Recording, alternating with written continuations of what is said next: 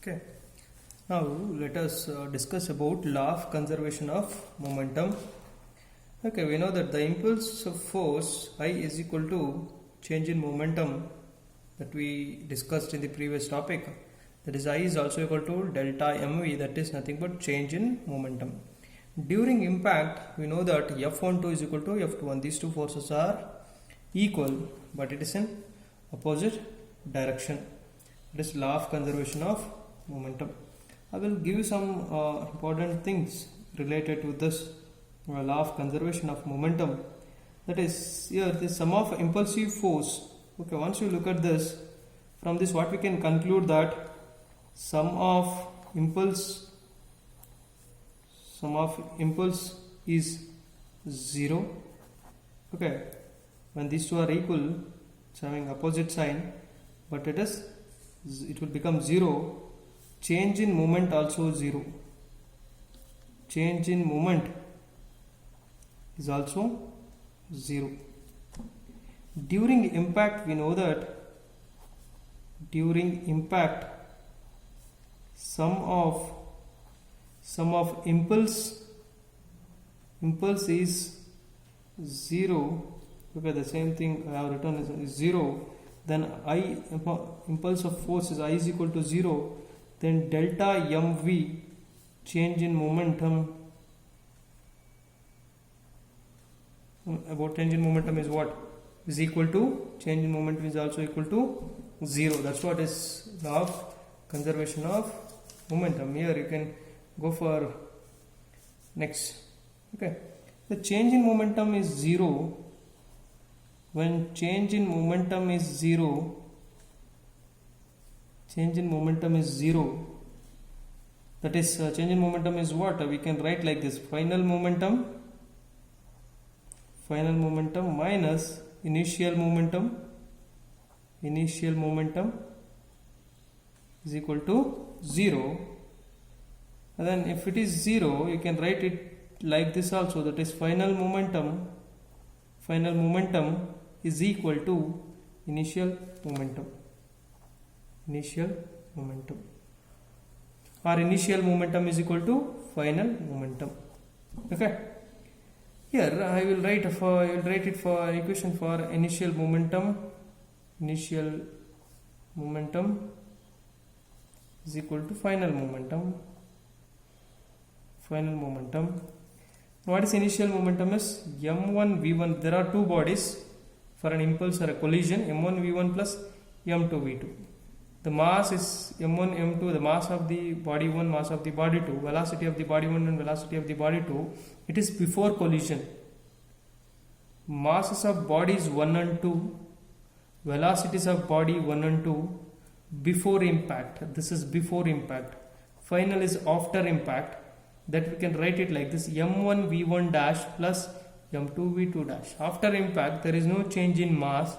The m1 m2 remains same, but v1 dash and v2 dash is the velocities of body 1 and body 2 after impact. We know that always body 2 is having maximum more velocity than v1 dash, because it is after impact. Okay, here you can see that this v1 v2 velocities of bodies 1 and 2 just before impact.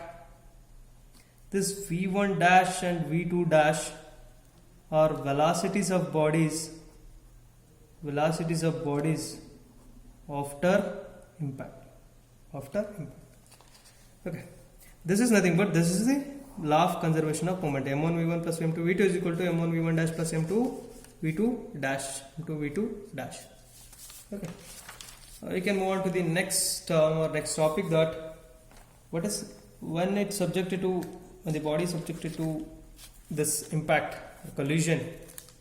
You can see we are using some values, that is coefficient of the sixth one, coefficient of restitution,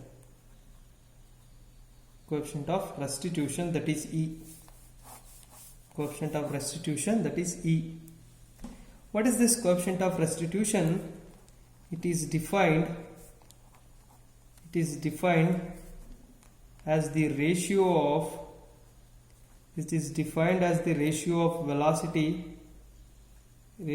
velocity of separation to the velocity of approach. What do you mean by this velocity of separation and velocity of separation? Velocity of separation and velocity of approach. Velocity of approach is when the two bodies coming to each other for an impact. Okay, this is a velocity of approach. Okay, when body get impacted or striked out or would collide, then it's trying to separate. Then what is that velocity is? Okay, then the ratio of these two velocities are different. The ratio of these two velocity will give the coefficient of restitution. Okay, for example, here we have a body 1, it is moving at a velocity of v1. Here we have a body 2, it is moving at a velocity of v2. It is in the rightward direction, that is, this is m1 and this is m2. If body 1 strikes with 2, we can see that v1 is greater than v2.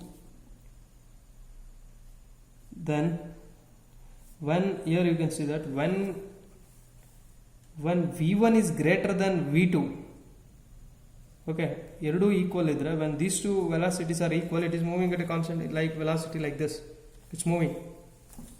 But due to the difference of velocities of this mass 1 and mass 2, or body 1 and body 2, when the velocity of body 1 greater than body 2, then it starts striking this body 2 or collide with body 2. That's what is given by this equation, that is v1 is greater than v2. Then body 1, only when v1 is greater than v2, then body 1 strikes or impacts with body 2. This is the condition for the impact. Okay. Then here you can see that v1 minus v2, the difference of these two velocities, here v1 is always greater than v2, that's why there is a collision will takes place. Then velocity of approach, this is called as velocity of approach, that is before impact, v1 is greater than v2, we know that this is the condition for impact. After impact, the same body is moving at a velocity of v1 dash, the body is moving in v2 dash. Okay, when velocity of body 1 is greater than v2, the impact will take place. After impact, okay, once it strike out the body 2, then the velocity of body 2 will greater than velocity of body 1. Okay, this is just after impact. We know that v2 dash minus v1 dash is velocity of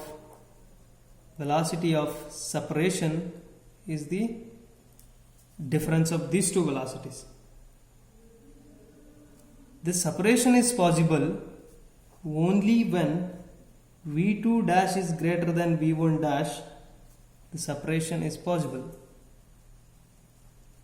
Separation is possible. Then what do you mean by this? Now you got the idea of what is the velocity of approach and what is the velocity of separation. Then we know that coefficient of restitution is velocity, is the ratio of velocity of separation divided by velocity of approach. That is, velocity of separation is v2 dash minus v1 dash divided by v1 minus v2. Then E is equal to minus of v2 dash minus v1 dash divided by v2 minus v1. This ratio sometimes is taken like this.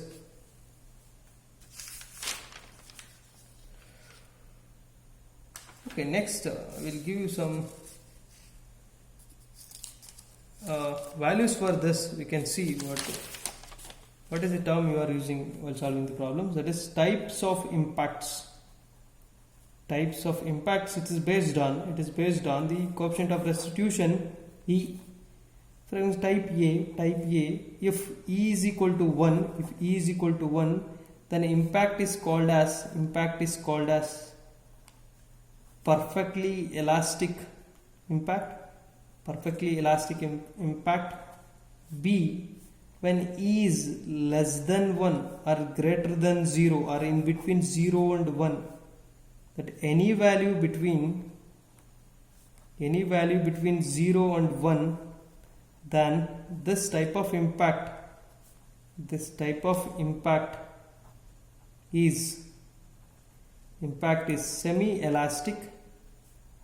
semi-elastic impact.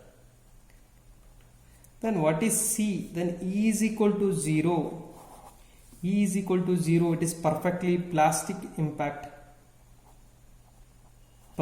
Perfectly plastic impact.